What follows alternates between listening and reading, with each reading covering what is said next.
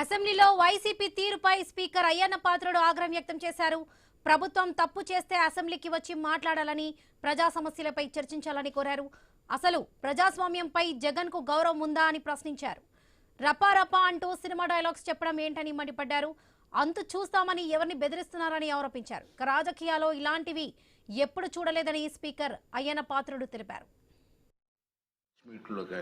ఆ మాట్లాడే తీరు ఏమిటండి అర్థం కాదు. మళ్ళీ మేమే వస్తాం, లేక పేకలు కోసేస్తాం.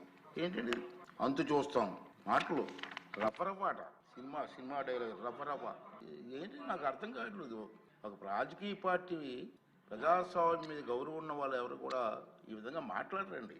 ఉంటే రాజకీయాల్లో రామారావు గారి దగ్గర నుంచి రాజకీయాల్లో ఉన్నాం. ప్రజాస్వామ్యంలో గెలవచ్చు, ఓడిపోవచ్చు. సరే లాస్ట్ టైం గెలిచావు, ఏం చేసావు? రాష్ట్రాన్ని సర్వనాశనం చేశారు. మనం కళ్ళారా చూసాం, ప్రజల కళ్ళారా చూశారు, అందుకే మన బుద్ధి చెప్పారు.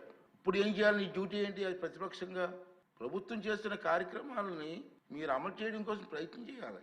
అది రాజకీయ నాయకుల లక్షణం.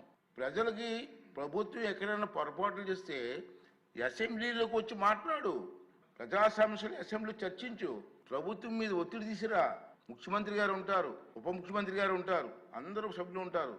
అరే సభకు రావు, ఆ ఎమ్మెల్యేని రానివ్వు, క్వశ్చన్లు మాత్రం పంపిస్తున్నారండి రోజును 2 క్వశ్చన్లు. సభకు రానిప్పుడు క్వశ్చన్లు ఎందుకే?